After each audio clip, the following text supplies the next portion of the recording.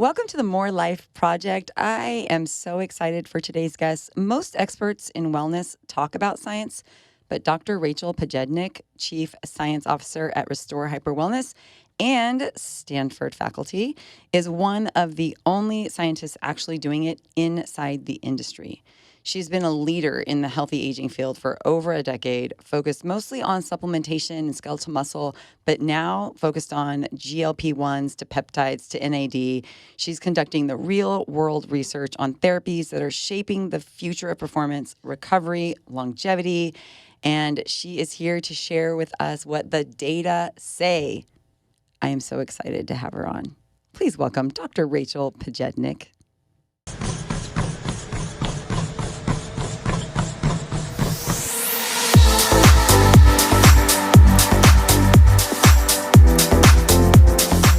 We are so excited to have you here. We've been kind of geeking out about it a little bit. We're thrilled that you're with us. Rachele, please tell us a little bit about yourself. Yeah, I've had a really interesting career trajectory to get where I am today. So right now, I am the Chief Science Officer at the largest interventional wellness company in the country called Restore Hyper Wellness. I run our Restore Labs division, which is where I do our clinical trials on all of our therapies as well as our R&D. I also have a faculty appointment at Stanford University in their human biology department. I teach sports nutrition for them, and I'm the director of education for their lifestyle medicine division. You're busy. I'm a little bit busy. Yeah. But all good things. It all intertwines together, really bringing health and prevention and the lifestyle behaviors that we know work together. Yeah. That's amazing. Yeah. You mentioned before we got started, you were talking about being at Restore now for 3 years. What brought you there? How did you get connected with them? It's a really interesting story. And it's funny, if you knew me prior to me working at Restore, you would have laughed and said, Rachele, you're doing what? Because I was a very traditional academic. I was classically trained in the East Coast. I, came up through the ranks in, very hardcore academia. And it's funny, on the East Coast, they always say, if you leave academia and you go to industry, you can never come back. So, well, that's not frightening or no, anything. Exactly. So I hope you know what you wanted to do. Exactly. So I spent 10 years in a really traditional lab. I spent my days pipetting and did work on muscle mostly and healthy aging and longevity. So for 10 or 15 years, I worked in a disease called sarcopenia, as well as related diseases, type 2 diabetes and obesity, specifically looking at vitamin D and how that interacts with those tissues and the aging process. And then started to look at CBD, which was really interesting. And that was kind of the door that opened up the world into Restore for me. Prior to my work in academia and during, I had always been a member of the fitness industry, both an enthusiast as well as an instructor. So I was a spinning instructor for years and years, wow. still Fun. teach to this day. Do you really? I do. That's amazing. Yeah, I teach at Equinox. And I also was a personal trainer. That's how I kind of got into this space. And so it was really interesting after COVID, when the world had kind of turned upside down. My husband and I decided that we were going to move to the West Coast for his job. And I got a call from a good friend of mine who was the chief medical officer at Restore. He was also a doctor at the Brigham in Boston. It's one of the Harvard medical schools that he and I were affiliated with. And he said, okay, Rachele, I'm going to ask you to do something really crazy, but I think you're going to like it. And I was like, what? And he was like, I want you to come and work with us at Restore. And I want you to spin up a lab called Restore Labs. And I want you to do what you do in industry.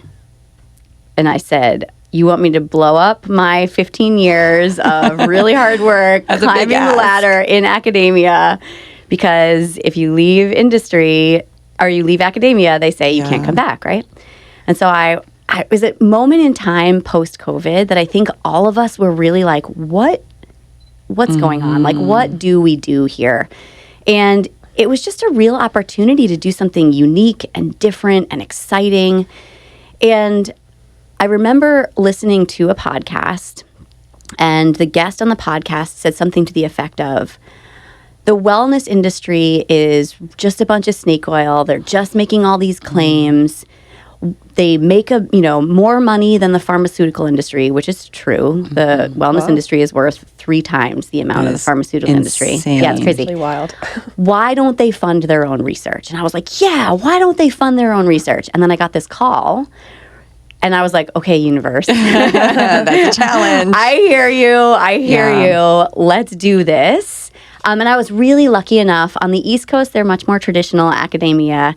But on the West Coast, when I got to Stanford, I said, I want to take this faculty appointment, but I also am going to be working in industry. And it's in Silicon Valley. And they're like, of course you are. Like, that's what we do here. Wow. So just a totally different approach. Yeah. So it was just this really exciting way to blend these worlds and take what had been 2 parts of my life that had been moving in the same direction in the wellness space and in academia and bring them together because they're trying to do the same things, but they never talk to each other.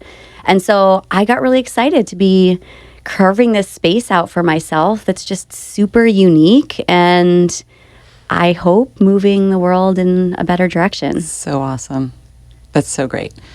I have a question about the snake oil salesman, but I know that you are dying to talk about some of the GLP-1s and the NAD, the research there. Can I ask this question before I send it over to you? We got plenty of time. We're going to dive into all of it. Okay, so I wanted to talk about the snake oil salesman, and you mentioned, post-COVID. Yeah. And I before we got on camera and on mic, we talked a little bit about some of the writings that I had come across when I was doing some research for today. And I'm curious what your view is on the distrust of the science community, and if you if you look at, we hear trust the science, and we want to be able to look at the research and say yes, okay. And I know we can't prove anything all the time, but we want to be able to look at it and say, okay, this is what the science is saying. We can trust this. We're going to move in this direction, and then sometimes we find out, oh, that wasn't the direction. We've got to pivot. We've got to go a different direction now. And I was thinking about, especially with HRT, and for this large, population of women that were refused, hormone replacement therapy, or were told, we don't want to do that because it's going to give me cancer. Or even within the COVID research, there was such conflicting research, and people were so confused. And what do we do how do we build back that trust? Because I believe in Western medicine. I believe in treatment. My mom was a cancer patient. She was in treatment for 10 years. We got 10 years with her because of treatment. And so I'm a believer in that. And so how do we build back that trust? And where do you think the direction for that is? Yeah, this is such an important question, and it's so important to ask right now because we are in this moment where we have to, as scientists, be able to communicate what we do so that people understand it in a way that they can trust and act on. And so I think the first and most important thing to say about science is it is a process, it is not a product.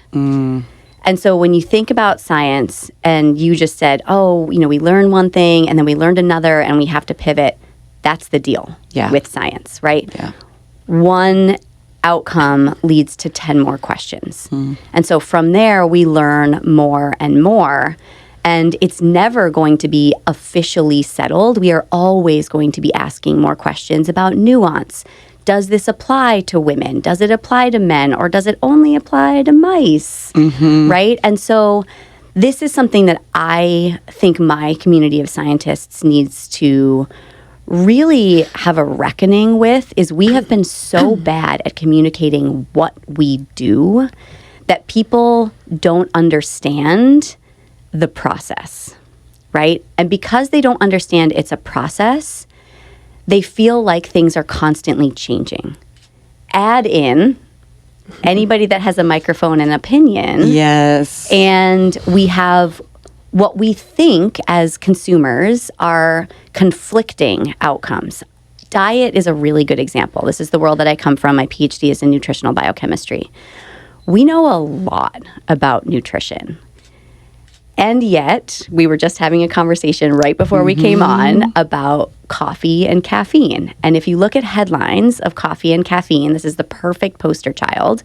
One day, you can drink 9 cups and you're going to live to 105. And the next day, it's like, God forbid you have caffeine in the morning because cortisol and, you're taking years off your life. And the reality is somewhere in the middle, right? And we were talking about how genes play a role. And so this is the problem, is that because scientists have lost the messaging, they've lost or perhaps never even taken up the microphone, people don't understand what they do, and all they're relying on is the interpretation of our science. I say this all the time, scientists suck at Instagram. Like, we're terrible at it, right?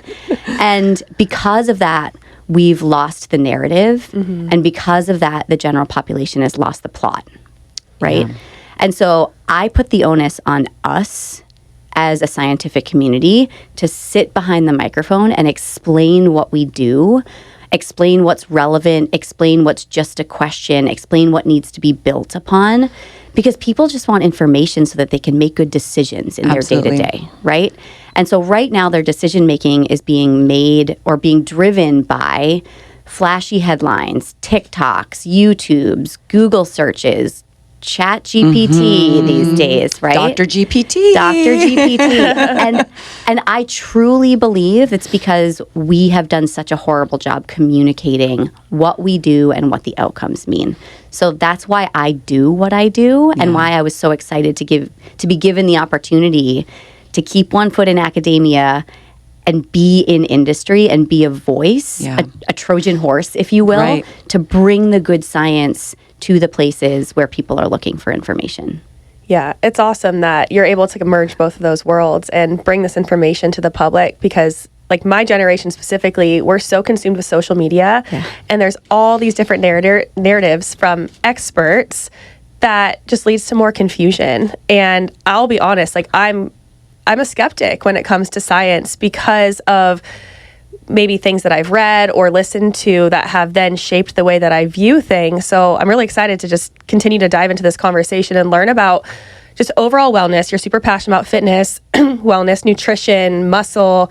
For the average person that's trying to navigate all the noise, like, what do you believe is like maybe the ideal protocol for fitness and nutrition for maybe people that don't come from an athletic background and don't have the knowledge, they're not in the science?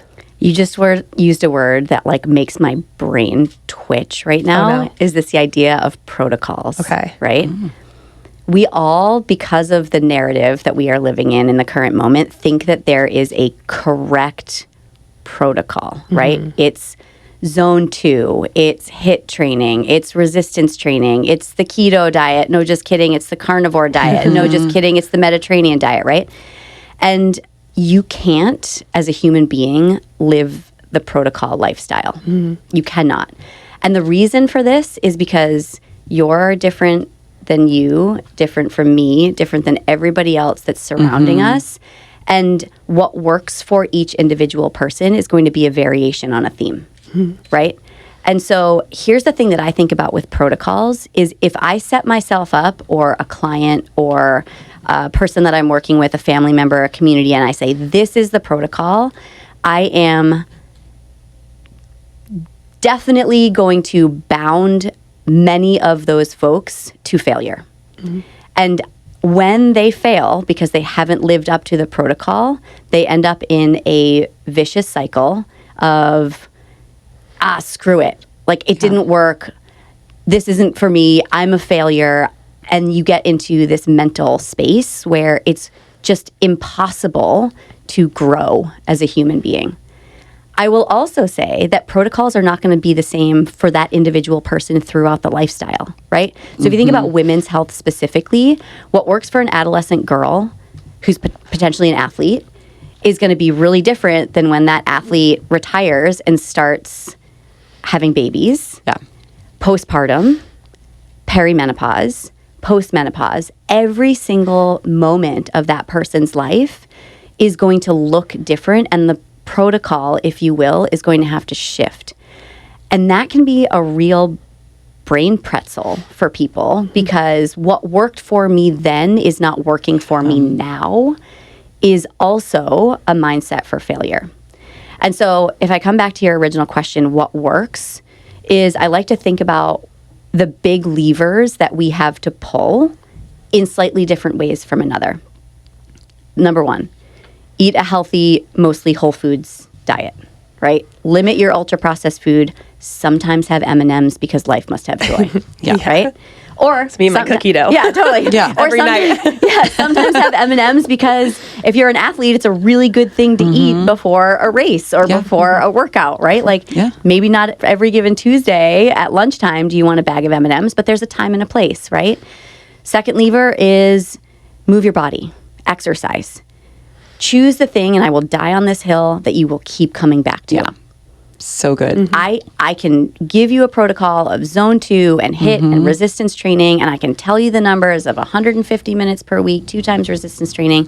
I will tell you the most important thing is stick to what you love because you'll keep coming back to it. Totally. And then try new things on from there. Number 3, this is really important, sleep.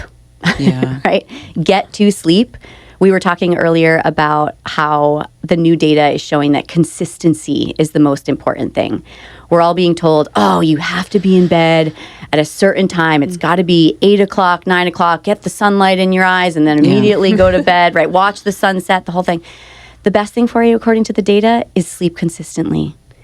If you are a night owl and you go to bed at 11:30 at night and you wake up at 7:30 and you feel like $1,000,000, that's your protocol, which might be different than your partner, which can be challenging, which might be different than your kids, right?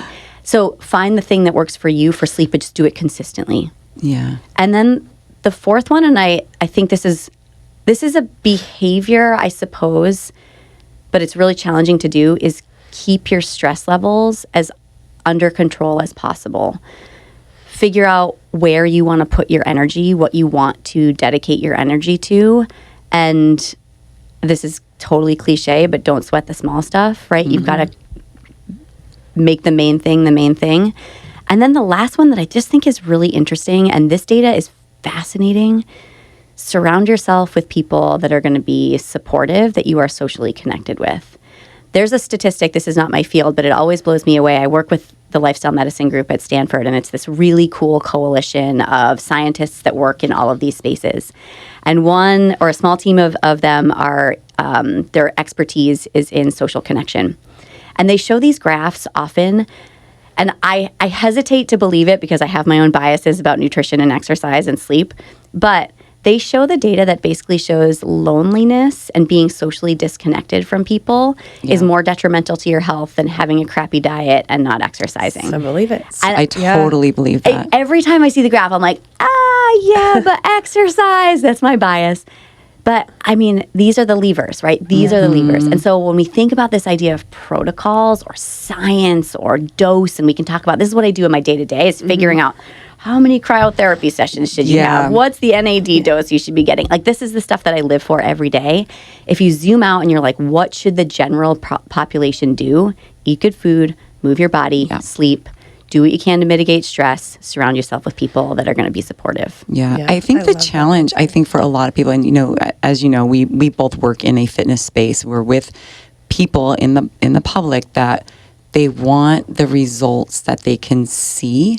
And a lot of times, like, I have had members ask me, what do you eat? And if I just follow you around and eat what you eat and do your workout, and I'll have to stop them. Like, if you followed me around and did my workouts and my diet, you would probably gain 15 pounds. You probably wouldn't be as fit as you were the day before. Like, you can't look at somebody else just from the aesthetic appearance and know what their fitness is and what you can't, it won't work for you. And it's really difficult for people because, especially like Lauren mentioned with social media, being on social media and seeing this visual representation of what health is and thinking that there's a silver bullet, there's one protocol. And it's just so deceiving. It's just not going to happen. No, it's super interesting. I actually was interviewed for an article for Oprah Daily. It was a pretty cool article where this woman was following the fitness influencers, and the whole thing right now with diet is protein, right? I will say, I think 2026, the whole thing is going to be fiber. Oh, we're all about the fiber. God. She's my fiber All about inspiration. the fiber. I told our boss, I've got to quit our job because I need to eat protein and fiber. Yeah, and I don't have protein time and for fiber. anything else Yes. but eating fiber and protein. 100%. So Hashtag it, team. It's going to be the next fiber. thing. But it was really interesting because she's a journalist, right? And she's following all these influencers. And she's like, I ate the 115 grams of protein because that's how much I weigh. And they told me that I should eat 1 gram per pound.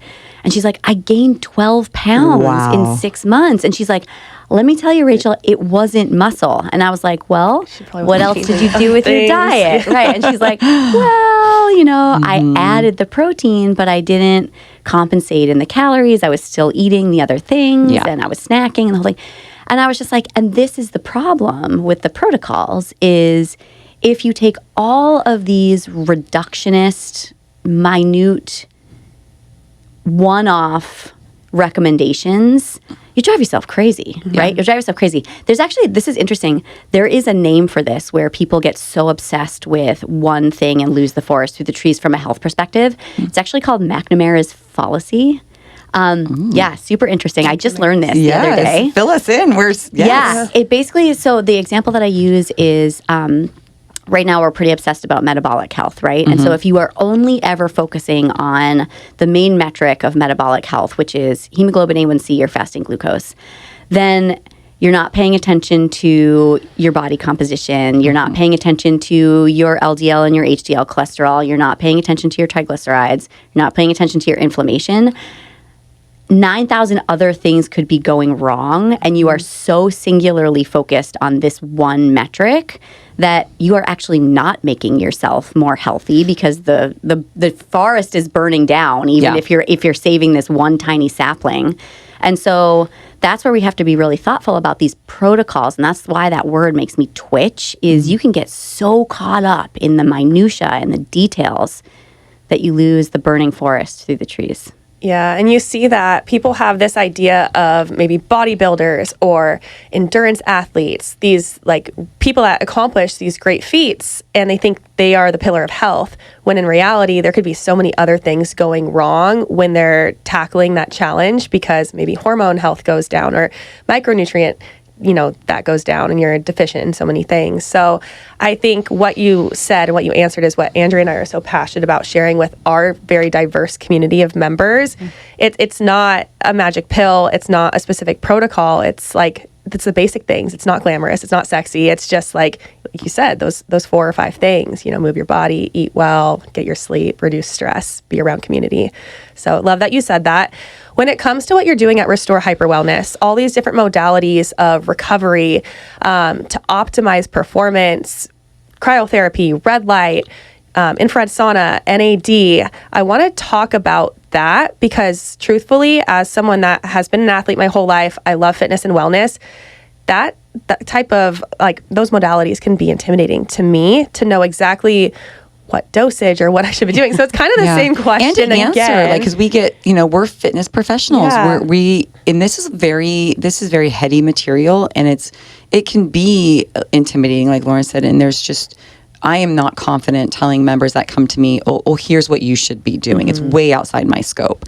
And so we would love to pick your brain on what you guys are doing. It's also pricey. Yeah, it's expensive. It's really pricey. Yes. So to eat well, to have a good gym membership, and then to go and be able to recover well and just take care of everything going on internally. What do you believe is the one secret sauce that everybody should maybe look into more? Yeah. So in science, we have this term called effect size, right? And effect size essentially means what is the delta from baseline to doing this thing consistently that improves, whatever metric that you're looking at, right? And so if we looked at effect size, all of the things that we talked about just a second ago, the foundations, eat well, exercise, stress reduction, sleep, surround yourself with people. The effect side is massive. Massive. It's huge. When we start to look at these other therapies, the effect size gets a lot smaller. Okay. There was a terminology a couple of years ago that was really popular that was kind of like get 1% better every day, right? Or, this is going to improve by 1% or something like that, which actually doesn't pan out in real life because you can't linearly improve forever. But if we were to take these therapies and add them on for performance, for optimization, for health and longevity, this is the icing on the cake, right? Okay. And here's the thing, you got to bake the cake first. You bake a garbage cake, it's burned, it's flat, you forget your baking soda, you put salt instead of sugar. There ain't no amount of buttercream that's going to save that cake, right? Despondent. Yeah. So I want to ground in that first and then say, these therapies are compelling. They really are. Yeah. I will say, again, if you were to know me before I came into this world, I was one of the mythbusters, right? I was one of the people running around being like, there's no data for that. We should never do that. Like there's no scientific basis for that.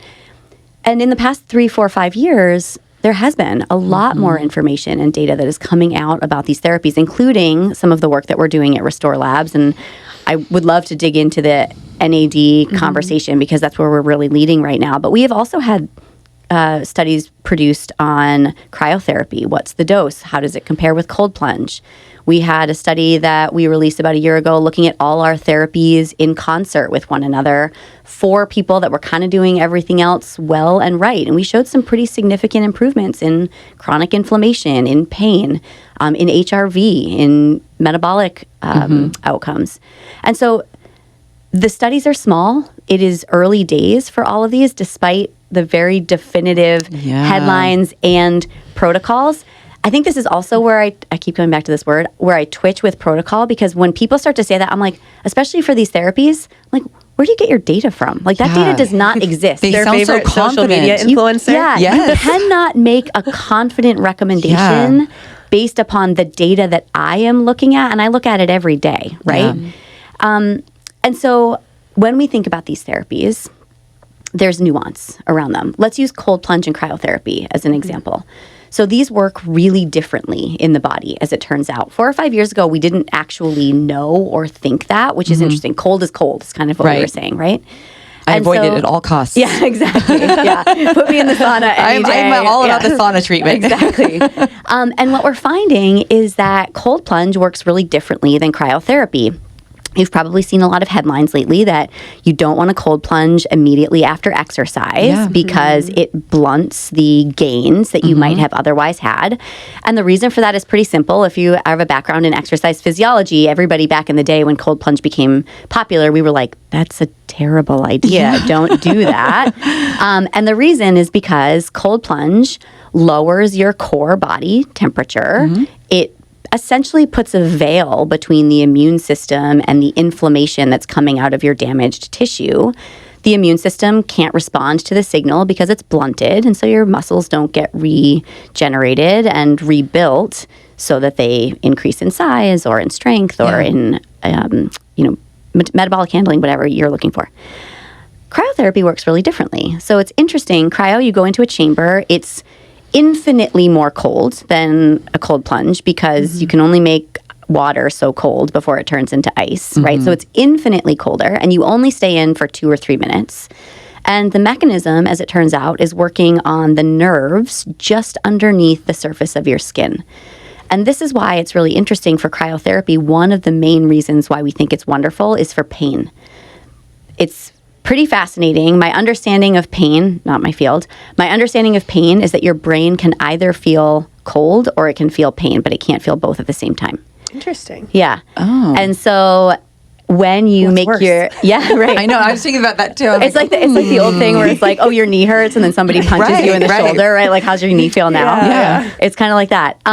But what we see is that it's really good for low back pain, for example, after a workout, if you've got like a shoulder injury or something. But what it doesn't do is chill your core temperature and blunt that inflammatory response. Interesting. Do we know why? Like, why does it not hit that? It just, you're not in long enough for it to cool you down. And just the difference between the air cooling your skin and the water, sort of just doesn't penetrate in the same way. physics. Exactly right.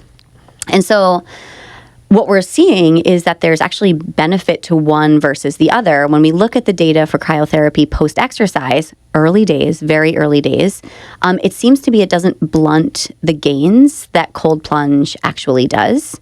And in fact, what we see is that it might actually improve outcomes. There's a couple studies that looked at vertical jump and looked at a couple of other functional tests afterwards, and they seemed to improve after cryotherapy. And one of the hypotheses is that the blunting of pain kind of allows you to push a little bit harder immediately afterwards, whereas the cold has now, from a cold plunge, you have basically taken all of the blood from your extremities and shunted it into your core. And so the muscles that you need to work immediately after are not getting the nutrients and the oxygen that they need. So this is the stuff that I love to geek out about. But the headline should be cryotherapy is fine after exercise. Cold plunge should be done later that afternoon or the next or the next day, right? What's the window then? So after exercise, what's the window? Do you do a really heavy workout and then just drive straight to Restore and jump in the cryo? So this is the question. This study has never been done. Oh, right? So okay. we don't know the answer to that. With the cryotherapy studies that they've done, typically it's been almost immediately after. So what they would do is bring people into a lab, which is another interesting challenge with science. When we look at most of, let's say, exercise science, it's done in a lab. It's not done in the real world, which is why I love what I'm doing right now, is because the work that I'm doing is what they call real world data collection. That's actually the name of it. And so I'm trying to figure out like what works for you and me and the average human, not in a super constrained, controlled environment in the lab. That work is super important to understand mechanism. But what I care about now in my career, in what I work with my clients, is how does this work and how does this translate in the real world, right? And so this is where the fun stuff is like cold plunge, don't do it after you exercise. Cryo, sure, drive to your local Restore and get yourself in a chamber. It seems to be fine. And then the question is, what about dose, right? And this was what our study looked at. Nobody knew up until every study had been like, oh, we're going to do it twice a week. That's the study protocol. Or we're going to do it immediately after exercise and we're going to control it in the lab. But my question was, well, what should I tell my clients? How often should they be coming in? We're selling them, expensive packs of cryotherapy at $55 a pop. Like, how often should they be coming in? And so we did this huge study. We looked backwards for 9 months, and we found out the threshold was about 6 times a month. And that's where we were looking at inflammation, and we found the more you did after 6 times per month, the lower your inflammation got. But it took 6 times in that period in order for that inflammation to start to go down. And when I say inflammation here, this is really important. I'm talking about chronic inflammation. Okay. Not that I think I was going to say you should define. Not that acute inflammation, excuse me, that you see blunted from a cold plunge. This is, we measured it with high sensitivity CRP. This is a marker of chronic inflammation in your body. And so what we saw was with consistent use over 9 months, about 6 times a month, we could reduce that chronic inflammation that seems to be tied to all of the diseases of our time. Wow. Okay, I have a question on, it goes in relation to cold plunge versus cryo. I used to go to Restore and I used to do cryotherapy and I loved it. I always felt amazing afterwards. Do you remember what your song was? Well, yeah, I love country music, and this was a few years back, so it was Heartache on the Dance Floor by John Party. Okay. It was like a good old time. I think the girls that were helping me were like, what is this chick listening to? Or Fergalicious by Fergie, because that's like my theme song for my life. So, but that was challenging for me just to drive to another place. Yeah. I drive a lot for work, and so I ended up stopping that. And I now have a cold plunge at the gym that I go to outside of Orange Theory. I go to Lifetime, and they converted a hot tub into a cold plunge. And I was doing that consistently this spring, and I would go sauna for 20 minutes, and then I would cold plunge and stay cold, because that's what I heard, which I don't know if the science is backing this up. No data. No data. That's what I heard. So that's what I was doing. I feel this as like you wanted to throw warning signs. No data. No data. I truly felt amazing, though. I felt really good. Yeah. But then I saw another thing. Again, this comes from social media and it's confusing, about the impact of a cold plunge on women's hormones. And so I have a really close friend, and we were doing sauna cold plunge together. And after the cold plunge, this also reminds me of the caffeine conversation of how unique we all are as individuals. I was fine, and I would warm up and be okay. She would be shivering for like up to an hour afterwards. She was unwell. And so this video was talking about female hormones and how unique we all are and how cold plunge and cold therapy can affect us all differently. So then we both just stopped. Well, I think that's, you just stopped. Everybody gets to a point where they get so confused. At that point, you just stop. And that's why protocols don't work. Because eventually you just stop. Okay, I want to back up a couple of things. Hormones. First of all, no data on cold and hormones. Okay. This is all hypothesis at this point. That it's damaging. That it's damaging. Yeah. Okay. Yeah, there is no data. I wish you could just be on social media 100% of the time, and every time we stitch everything. We see a video, you just pipe in with no data. No data. Yeah. No, maybe true, but no data. Start a new series on my Instagram account where I just come in. No data. That could be fun. Yes. You guys heard it here first. Yeah. All the myth busting. So that hypothesis actually came from a colleague of mine at Stanford, and it's just a hypothesis right now, is that there is a potential threshold for women for cold, and shivering specifically is kind of like the impetus here that people are looking for. But it's just a hypothesis right now. There is no data to demonstrate that cold plunge for a certain period of time is beneficial or not. If we look at the data that there is for long periods of time or extended coldness, if you will, in people, and this is men and women, it's in cold water swimmers. So these are folks that are mostly in Scandinavia, right? It's just part of the culture there. Yeah. And I'll tell you, the data, this population level data for the most part, is pretty interesting. They're very happy. They're really fit.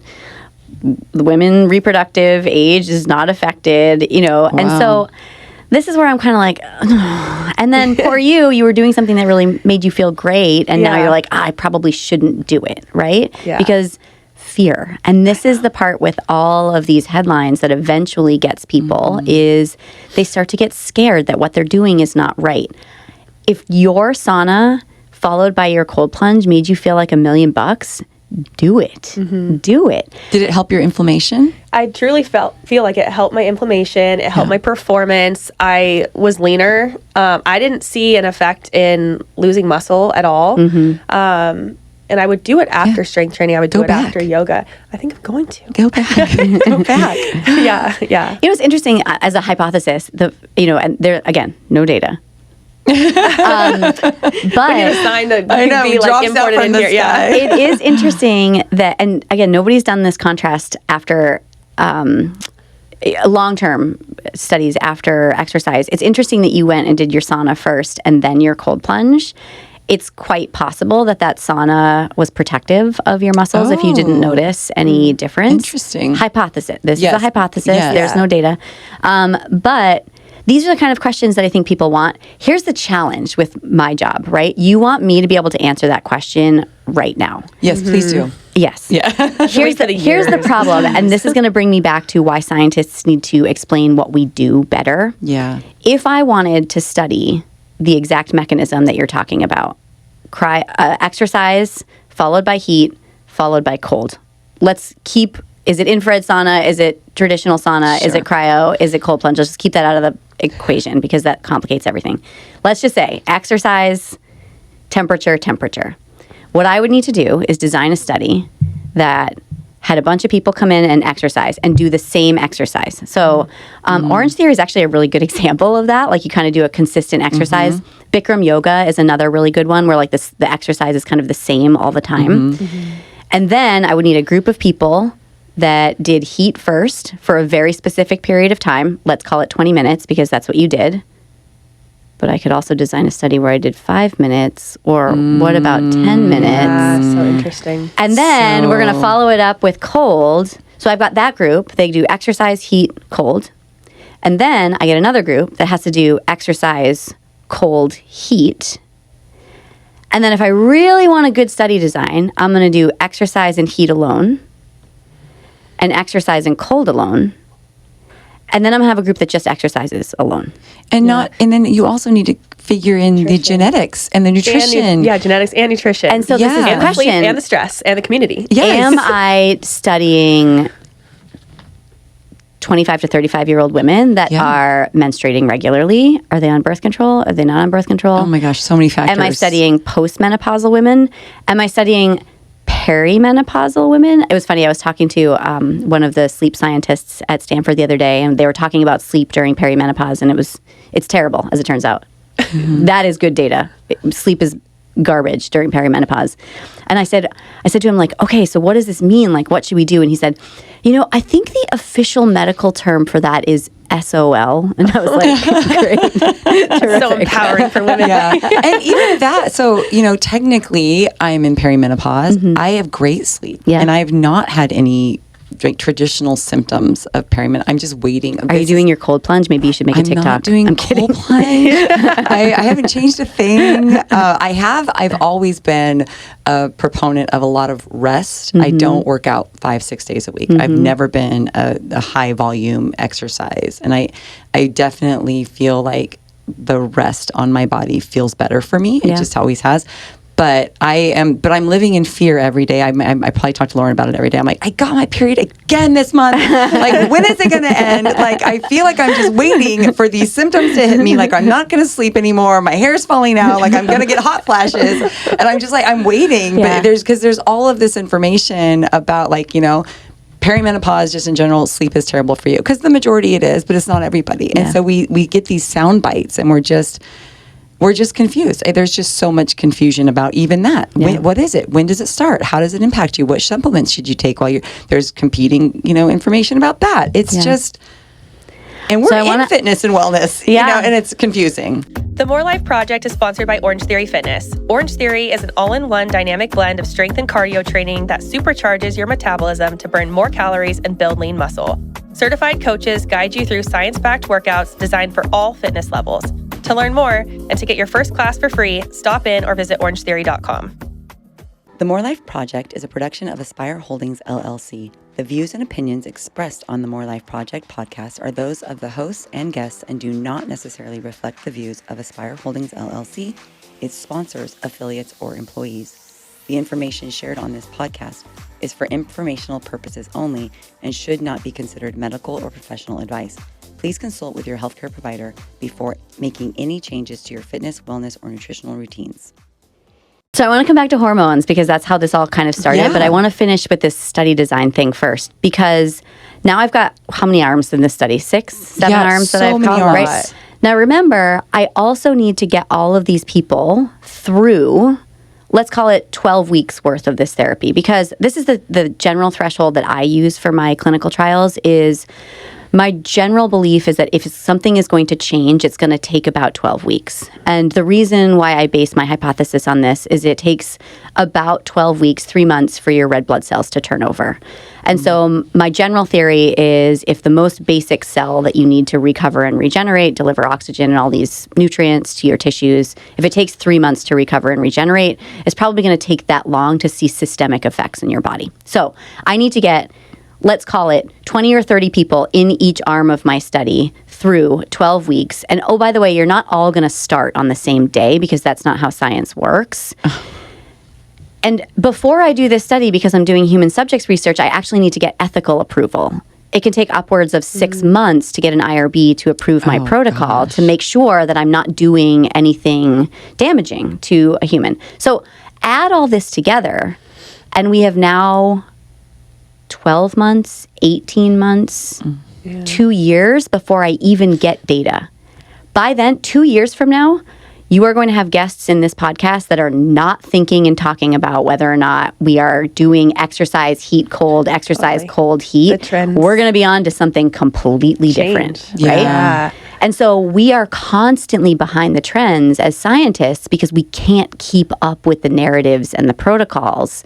And so this is where things get really challenging, and why people get super frustrated is like, why don't we know this? Like, you are working for a company, Rachele Pojednic is working for a company that is telling people to come in and do cryotherapy and infrared sauna. And I've got some decent data to show that it can be helpful.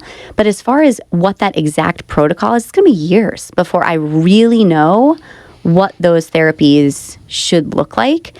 And I want to tap into hormones for just a second, because this is kind of the flavor of the month, particularly for women. When we look at hormones, I wrote a blog post about this as well, or a Substack about this as well, about should you be cycle syncing and should you be training to your hormones? And that's fun to think about. It's also frustrating for women. That does not sound fun to me. Well, I mean, it's fun to think of scientifically. Really it's fun to think about. You got Right. But the idea here is, there is a right time for you to exercise as a woman. Should you be doing high intensity interval exercise in your luteal phase, or should it be in your follicular phase, or what about menstruating? And those are interesting scientific questions to answer, right? But it comes back to this idea of foundational health. If you look at any blog post that's like cycle syncing, they're like, you should eat berries and fiber during your luteal phase. I'm like, yeah, and during menstruation and during your follicular phase. They also have all the different seeds. The seeds, I tried this. I tried the seeds thing. I just started gagging on seeds. That's where this becomes, it's just so far off from the typical person that's looking to optimize health. And this is the really interesting thing. So I pal around with all of these, and I've done a little bit of this research myself with all these doctors and scientists that are doing work on women's health. And the data on women's health is abysmal. I mean, I think the current statistic is that in our space, exercise and performance, only 6% of the data is on females specifically. That's wild. It was one of the studies that I wrote for. This actually was one of the reasons why I decided academia is just not the place that I need to be anymore. I actually wrote a grant looking at CBD years ago, and I wanted to look at women, specifically active women, and I wanted to understand, like, is it helping with recovery, performance, sleep, all of these things in women. And I remember one of the reviewers to the grant came back to me and said, well, why aren't you including men? And I was like, well, I don't want to compare men to women. That's not the study design. I want to understand what's going on in female bodies, particularly young menstruating women, like what's going on with this molecule that you can buy at every gas station that everybody is making claims about. And my grant got denied for a variety of different reasons, but one was, why are you only studying women? So I get really frustrated, and like this is actually like a nerve point for me, because also on the flip side of this, I see all of the headlines and all of the claims and all of the products that are being sold to help hormone health, balance hormones.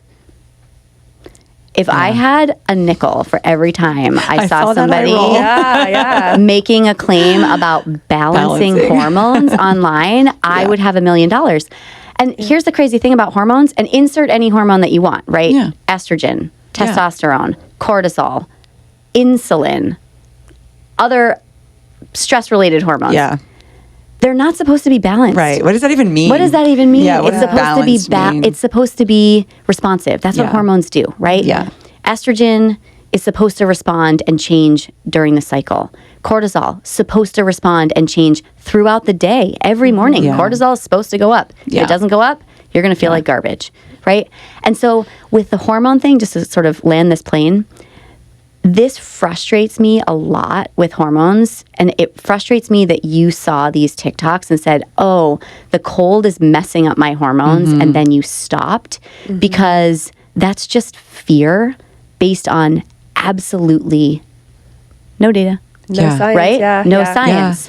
No, and I love that you're doing this. Like, this is what's going to help. This kind of messaging where you're coming on to podcasts and going on social media and speaking to remind us that social media, they're not science backed. It's not real data, because it's a good reminder, because that is what we're doing. We're just following trends. We're taking what is a hypothesis, and also because of those who are sharing that information, they're not coming out and saying, hey, there's no, I'm just random influencer with no data. This is a hypothesis that I heard. they're not doing that. Yeah. And it's really a disservice to the community. And no background in understanding the science either. And I think this is really important in a space where scientists need to get better at describing what we do. Is you can't just log on to PubMed, read a couple of abstracts, specifically the conclusions, and say, oh, this supplement, intervention, diet does X, right? Because was that study done in mice? Was it a small study? Was it a pilot study? Was it a large study? What is it? Population controlled? Like, there's so many ways that we need to share how to interpret the data that's just really not being done. And a lot of these TikToks and Instagrams are literally, and people do it now. They're like, they'll put the PubMed ID or they'll put the screenshot of the study that they're, and I'm just like, that's not what that study said at all. Like, that's not what that said. Yeah. And so this is, again, I put this on us. We need to get much better at describing what the science actually says so that you can make good decisions on the back end. Yeah, that's so good. I know. I think that there are more people coming out, and some doctors that are coming out on social media and debunking some of these claims, like, oh, this is what they just referred. And what you're saying, the PubMed route of just taking the conclusion, that's basically Cliff's Notes version, right, of science. Yeah. That's essentially what they're doing. And so they're coming up saying, okay, here's how you actually read the data, and poking holes in some of these hypotheses, which I think is really helpful for the general population. Yeah. And which is what you're doing now with a big microphone, which is so great. We're so appreciative of that. So grateful. I mean, so this is why I'm so grateful to come on podcasts like this and to talk to you, to influencers. And I don't mean that in the sense of like a TikTok influence. Like you have influence over a huge business that you've got hundreds, thousands, tens of thousands of trainers, hundreds of thousands of clients that if I can give you a little bit of message and you can give it to your teams and your teams can share it, this is where I think this information can really take fire and grow. The good information, the right information, because one little spark, we call it in the world of exercise, right? It's the train the trainer model, right? Where you train one trainer, they train 15 trainers, they train 100 trainers. That's the model that I think about all the time, is how can we give science communication to people that have influence over large teams so that the right information is being shared. Yeah. Yeah, we need a whole cohort of you. Yeah, so grateful for you sharing your knowledge because it's so true. Like, we have a better filter than most because we are so in touch with fitness and nutrition and wellness. Right.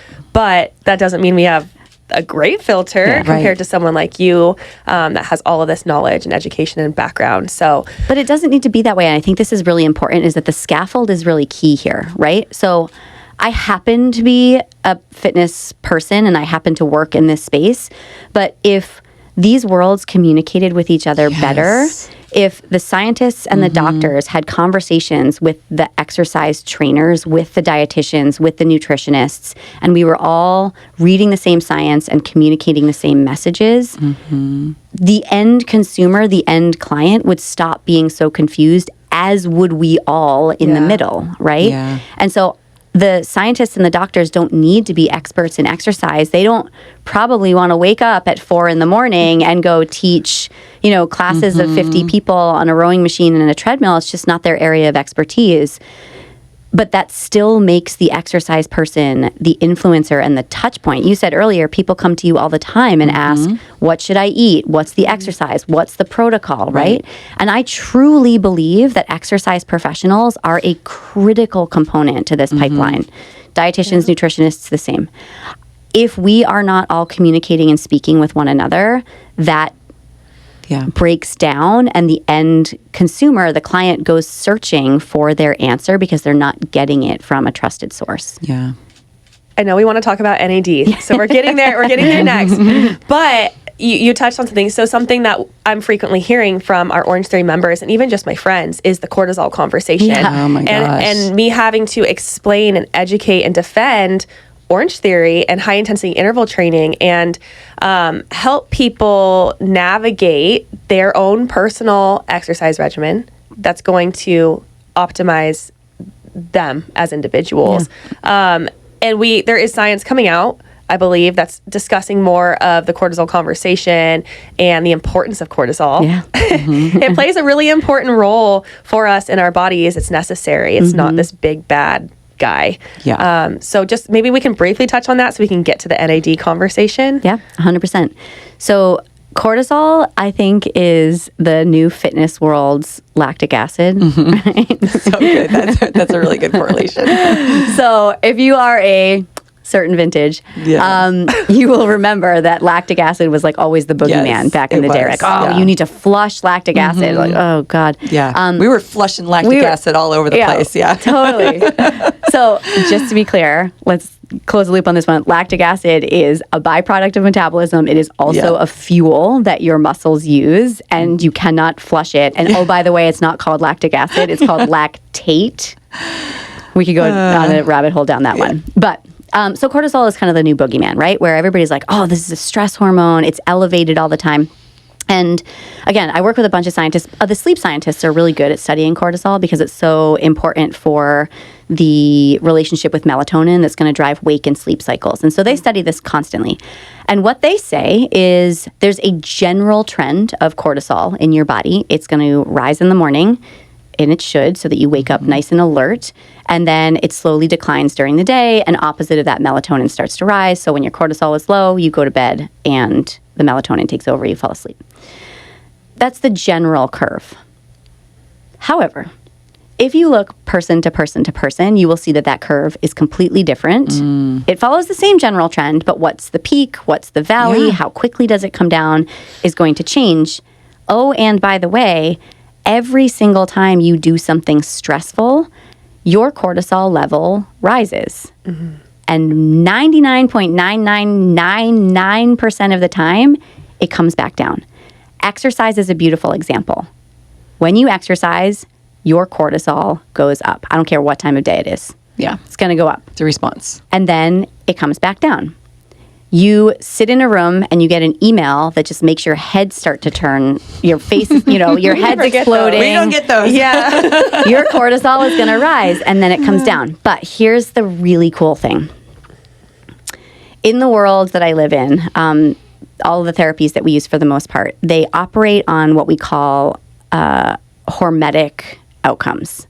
So hormesis, hashtag it, this is going to also be the hashtag of 2026, means just enough stress, not too much, and not too little. Hormesis. That's the word of the day. Yeah. That's the word of the day. I've not heard this. Okay. Yes. You heard it here first. Hormesis is just a little stress, not too much, and not too little, right? So I like to think about it, a really good visual example is a basketball player with the ball in his hand at the free throw line with 1 second left on the clock. If that person is too stressed, they're going to miss the basket. If that person is not stressed enough by the 1 second on the clock and they just kind of don't care to take the right form, they're also going to miss the basket. But if they're dialed in to this high stress, high skill state, they will make the basket. Exercise is another really good example of this. If you never exercise, we call that sedentary behavior, your muscles start to waste, metabolism starts to go sideways, your brain health suffers, you get all the diseases of our time, essentially. If you over-exercise, you get injury, you get mental health disorders, you potentially, if you are not eating appropriately, could stop menstruating or end up with body composition and hormone problems, right? That sweet spot, just enough stress, not too much, is exercise, right? And exercise is going to increase cortisol.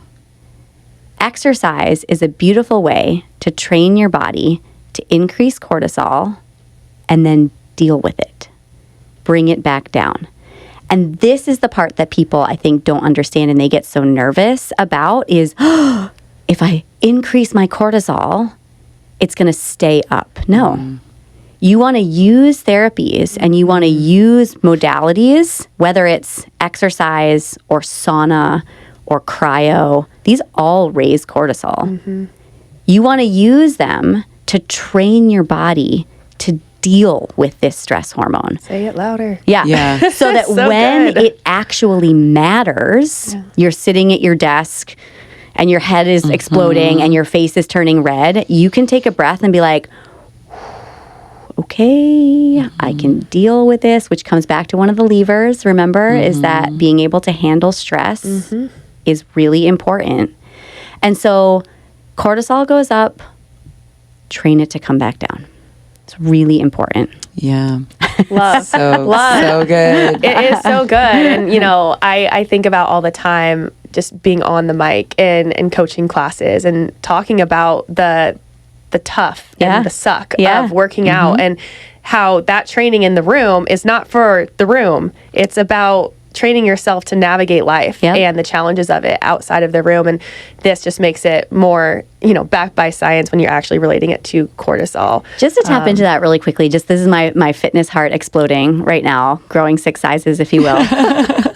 The words of wisdom that we get and also as instructors receive in those rooms are so important. I was on the bike the other day, so I'm, teaching cycling, and I was coaching people to relax their shoulders and relax their grip. And I started talking about, where you need to put your energy. And it just, it evolves as when you're behind a microphone in a fitness room, like you start saying things and you become like a philosopher immediately. We're all Confucius all of a sudden. Profound. Yeah. And so I just started talking about, this is an amazing place for you to practice where you want your energy to be. Yep. It's such an important life lesson. Like, if you're on a bike or on a rowing machine or on a treadmill and your jaw is clenched and your hands are, gripping the handlebars and you're not sending energy into your core and your legs to make the pedal strokes go around, like, you're missing it. Like, you're missing it, and you're not getting better and you're not getting stronger. And what a beautiful life lesson that is like, you can't white knuckle your way through everything. Put your energy where it needs to be, and then you're pulling that big lever. Yeah. I always say, loosen up. No one runs well tense. Yeah, exactly. It doesn't go well for you. Relax everything. Pain afterwards. Yeah, absolutely. It's so good. Okay. NAD. What is it? The hot therapy of the, Yeah, this is the trend. Yeah, this is the trend. Data, yes or no? Are we getting a data sign? Or is this hypothesis that we're going into? I'm going in, there's 3 buckets of data for NAD, which is really interesting. Bucket 1 is some really, really, really beautiful, super sophisticated biochemistry, right? So we know what NAD is, we know what it does, we know where it lives, we know how it works. That data is pretty well established. We're learning new nuance, like how it works with a specific enzyme. That was all done in cells and mice years and years ago, and it's ongoing. Pretty sophisticated, well-established work. Next up are things like giving NAD or some of the precursors to NAD, and I'll tap back into this in just a second, mostly with the supplementation data. I would call that decent data. Most of it is in animals, some starting to emerge in humans, which is interesting. The IV stuff, 1 study. And is the IV stuff what most people think of when they're thinking NAD? I think so. And should we define what this is? Yes. Let's define what, but we'll let you please define that. Okay, so we've got a spectrum of signs here, right? So I've got like lots of data for figuring out what NAD is, which I'll tell you in just a second. Supplementation, starting to be there. IV, 1 study. 1 study. Okay, so what is NAD? So metabolism, we're back to this, right? NAD is nicotinamide adenine dinucleotide. If you think... I think you need to be Dr. Pojednic to say that correctly. This is where I get intimidated. Yeah, not at all. Not at all. We know that you have earned all of your PhD. So this is simple. So 9th grade biology, go back there. You learned... Oh, I did not do well in 9th grade. I blocked that out. I was learning other things in that class. No, it's okay. We're derailing her. Okay. So in 9th grade biology, you will generally remember the pathway. Lactate also fits into here, where you start with glycolysis, you go into the Krebs cycle, also sometimes called the citric acid cycle, and then eventually you end up in the mitochondria, the folds of the mitochondria for the electron transport chain. The goal here is to make ATP at the end of the day. Yes. You might recall during this process, after glycolysis and in the Krebs cycle, citric acid cycle, there was the little NAD molecule that picked up a hydrogen, right? Yeah. And what that NAD molecule does, it's inside of the cell at that point. It delivers the hydrogen to the mitochondria. the hydrogen goes back and forth and back and forth and back and forth. It creates an electrical gradient, and eventually you end up with ATP at the end of the day. So that's the primary utilization of NAD, is essentially ATP production. If you don't have NAD, you don't produce ATP. ATP is energy. Energy. That's Okay. right. Adenosine triphosphate. I Exactly remember. right. Yes. Mitochondria is the building block of the cell. Yes. I remember The powerhouse of the cell. Yeah. The powerhouse of the cell. Okay, so in order to do anything in your body, exercise, blink, think, chew your food, sleep, you need energy, right? So this is an essential molecule in your body. You make it from a couple of different places. Number one, you can make it from tryptophan, which is a little amino acid protein. You can make it from B vitamin derivatives, so mostly niacin, which is B3. You can also recycle a lot of it in your body. So those are the three places that you're going to end up with NAD. Either you're making it from exogenous sources or you're recycling it once you've kind of used it up. So that's interesting. The other interesting thing about NAD is that it declines with age, right? And that is pretty well established. In fact, what we start to see is that NAD concentrations in the cells start to decline at about the age of 30. Wow. I've hit my peak. I made it. So Going sad. downhill now. And this is problematic for the energy reason. But the other thing that NAD does, sort of at a 30,000 foot level, is it's also really important for DNA repair. And so if you start to see these declines in concentrations in your cell, you could imagine that you start to feel fatigued, that cell starts to poop out, right? It might not be replicating in the same way that it might have otherwise. And that's where NAD's secondary function comes in, is it starts to repair those cells and the DNA that might be going sideways, right? So you've got two functions for NAD, energy and repair. And it starts to decline with age. So this Good is times. Yeah, good times for good those times. of us aging. So this is where people logically start to say, okay, if we supplement with these precursors or infuse it into our body, could we increase those concentrations so that the cell starts functioning normally again? And that's kind of where the science is living right now, is number one, can we increase those stores from supplementation or infusion? And number two, does it have the clinical outcomes that we would expect it to have? There are a lot of headlines right now making claims on these two buckets of interventions. Now, here's the other thing. When you look at the retail market, what you'll see are a variety of different ways that you can increase your NAD levels. So I'll give you some molecules that you might have seen on Amazon. NAD itself, right? You would take it as a supplement, it goes into your system. Supposedly, it's going to increase cells. I'm going to increase in your cells. I'll come back to that. NMN is another one, nicotinamide mononucleotide. NR is another one, nicotinamide riboside.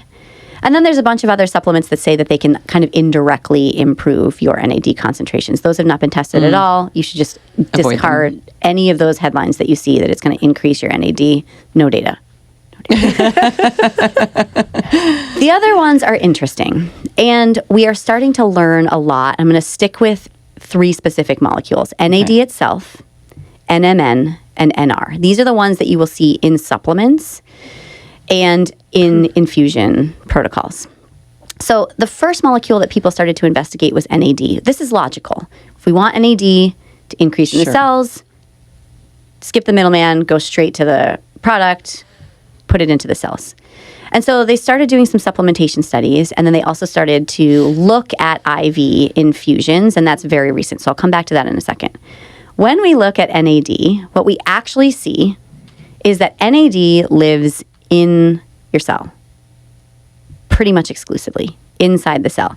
So all of those precursors that I talked about, tryptophan, this recovery pathway, it's called the salvage pathway, the other B vitamins, those go intact into the cell, and inside the cell, your body makes NAD. Let me repeat this. It is inside your cell, right? Okay. Here's the other fascinating thing. Because it lives inside your cells and your cells make it inside your cells. Are you getting that it's inside your cells? Yeah. The cell. I'm sorry, In the where is cell. that? Yeah, Where is that exactly, in again? the cell. There actually isn't a channel for NAD to get into the cell intact. So it has to be broken down into these tinier molecules in order to be absorbed into the cell.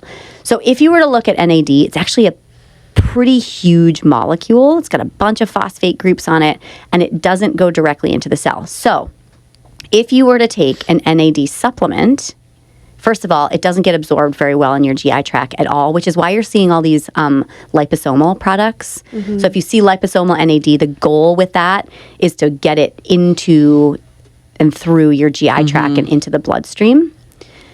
However, here's what happens. Once it ends up in your bloodstream, your body's like, what the hell is it doing out here? Like, does not belong in your blood. Yeah. And your liver and your kidneys take over and they say, get it out. Kick it out. So pretty much anything that you can take orally that has the letters NAD, you are flushing it. literally flushing it. Flushing it with that lactic acid. Flushing it with your lactic acid. Wasting Exactly your right. money. Yeah. So don't take NAD orally. Orally. The other two orals are interesting, NR and NMN. These do get into the bloodstream pretty well. Actually, they're present in food as well, so your body's pretty good at recognizing them. Yes, you can come in. And both of them actually do have channels that go into the cell to increase NAD potentially. And so this data is compelling, right? So you look at supplementing with NR, nicotinamide riboside. The brand name on the market is True Niagen. You can find it in a couple of other products. And NMN has not been branded very well. You can find it in a lot of different products. It needs a better PR team. I know, right? And so these two molecules can get into the cell, and theoretically, they increase your NAD concentrations. I'm going to come back to that. Okay. Now, I feel like there's a but coming. Yep, there's a but coming. Okay, so we're just talking about how to get into your system. The third way is to infuse it or to give an IM shot or a sub-Q shot. So 10, 15 years ago, there was a couple of clinicians that had this thought that, okay, we're seeing these reductions in NAD in the cell. Let's skip the middleman of the GI tract because we know a bunch of it is going to be eliminated through first pass metabolism through your liver and through your kidneys. Let's just bypass that, shoot it straight into your bloodstream and call it a day. Have either of you ever gotten an NAD infusion before? No. Have you ever heard of people getting NAD infusions? I don't know. I haven't followed this much. Okay. Yeah, I don't Okay. think so. So if you ever listen to somebody that has gotten an NAD infusion, they will tell you that it is a very unpleasant experience. Oh. Like chest pain, diarrhea, Whoa. nausea immediately during the infusion. Like as it's happening. As it's happening. Wow. During, like, needle in the arm, people are like, they're just, miserable. Now, remember, where did I tell you that NAD was supposed to be? In the cell. In the cell. If I put it directly into your bloodstream and it doesn't have a very good way to get into your cell, your body's going to be like, what is happening? Why is this molecule that is supposed to be compartmentalized inside the cell now in my serum? And so you have a massive inflammatory response. And when that happens, you feel chest pain and you feel nausea and you feel diarrhea. Why are people doing this? Why are people doing this? So this is the thing that has driven me over the past 3 years. When I got to Restore, I was like, exact question, why are people doing this? And the narrative of the day was kind of like the exercise, hit, work really hard thing. The garbage feeling is the working. Like, it's working when you're feeling like crap. And I'm like, that physiologically and clinically makes no sense whatsoever, right? Like, literally makes no sense. And so we started to investigate this. And so I partnered with a couple of researchers in Southern California at City of Hope. And we started to look at the data. And it turns out that NAD can actually be converted into these two other molecules, NR and NMN, and then it can be absorbed into the cell. But what happens during that conversion process is you've got NAD lingering in your bloodstream and your body's like, am I in multi-system organ failure? Like, what is happening? Right? And so two things are happening at the same time. You're making this conversion and you are absorbing a little bit of it, but your liver and your kidneys work, and during that conversion process, and this is the one study on IV NAD, they showed that you pee most of it out. Oh my gosh. Because during that conversion, your kidneys and your liver are doing their job, and they're like, get this thing that's not supposed to be in the serum out. And so you start to see just massive amounts in the urine. Okay. So that's the study that I came into Restore Wow. with. And It I'm was a like, gift to you. why are we doing this, right? Yeah. But I got curious because people were like, I feel much better. I feel really good. And it was really interesting. This is absolutely anecdata, right? This is my observation, my eyes. I would go into our studios and I'd be like, are you doing NAD? Your skin looks amazing. Like, what are you doing? Like, I can literally go into a studio and be like, you're doing NAD, you're doing NAD, you should, you should. Yeah, totally. I needed that for skin. I will this take goes the back- torture of the heart failure. No, wait, I've I got won't a do that. I won't solution. do I've that. got a Yeah, solution. yeah. I've got a solution for you. Okay, so the interesting thing is we do see some absorption and conversion of the NAD into intracellular NAD, right? It does happen small. Yeah. But I told you that NAD declines in your cells with aging. The organ that it declines the most in, it seems, is skin. So when you start to add this molecule, it is hypothesized right now that it is targeting the skin first and foremost, and you're starting to see a nice dewy glow and, potentially reduced wrinkles. This is being investigated.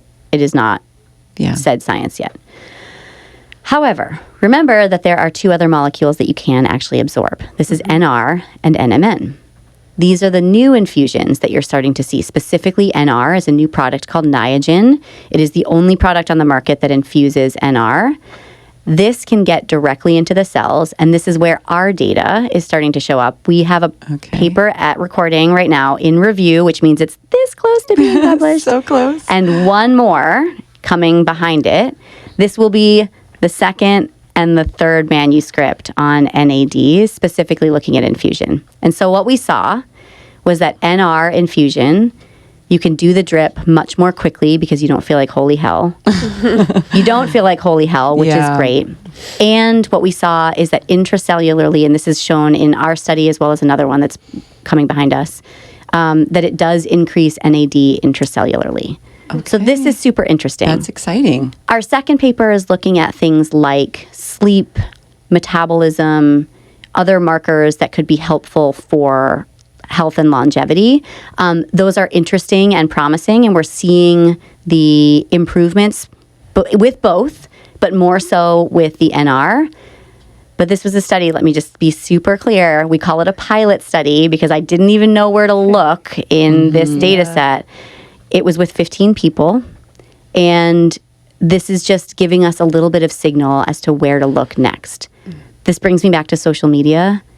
You're going to see a lot of very confident claims about NAD, about NAD supplementation, about NR infusion and supplementation. And there just isn't a lot of compelling data yet to be able to make those very confident claims. Okay. But there's hope. There's hope. Okay. And we are doing the science in industry as well as with our academic partners. So hopefully there will be more data for us to go on in the future. Amazing. Okay. We're so grateful for you. Yeah, we learned so much today, and I feel like we can continue on and on. I know. I want episode 2. Yeah, maybe there will be an Maybe we'll do episode 2. I'll come back with all of our data and let you know how it comes out. I am not a science person when we talk about ninth grade. I wish you had been my ninth grade science teacher because I'm not, but I'm just like riveted. I was just, wow, this is so good. Yeah. I feel like I got smarter. We definitely did. I think I might have gotten a degree today. Oh, I don't know about that. My little education company is called Strong Process. I will dub you Strong Process Degrees. There you go. Thank you. Amazing. Yeah. Plug your work, please. Like, where can people find where you're writing and what do we got going on? Yeah, so you can always find me on social media just as myself. So I'm at Rachele Pojednic. But the educational material that I put out is under the umbrella of, I call it Strong Process.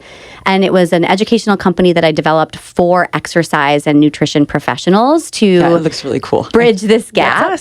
It's really cool. So it's accredited through all of the accreditation agencies. So if you need to get your certification. I'm already like looking at which ones I'm going to buy. Awesome. I'm really excited. So you can find me there. There's a lot of really good content, and the idea, again, just to come back, is to bring good information to the people that are working directly with the clients, to use this train the trainer model to make sure that we're all speaking the same language. Yeah, I love that. You have been so fun. Yes, thank you so much. My absolute pleasure. We'll have to do part 2 next time. Yes, absolutely. Yeah. And hopefully we'll see you in one of our classes one day, and we will come take one of yours. I would absolutely love that. That'd be amazing. All right. Well, thank you. We're going to wrap up today's episode.